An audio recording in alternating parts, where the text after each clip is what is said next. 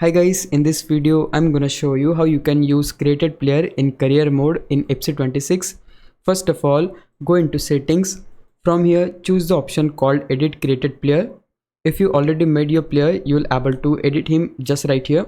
Then back out and go to team sheets. This is where you can check if your created player is already in the club. When you start a manager career, you should see him in the squad automatically. Scroll all the way down to reserves.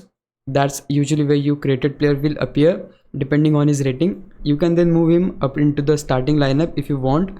Now keep in mind that if you created the player after starting a career mode, he won't show up. In that case, you'll need to start a fresh career mode after creating the player.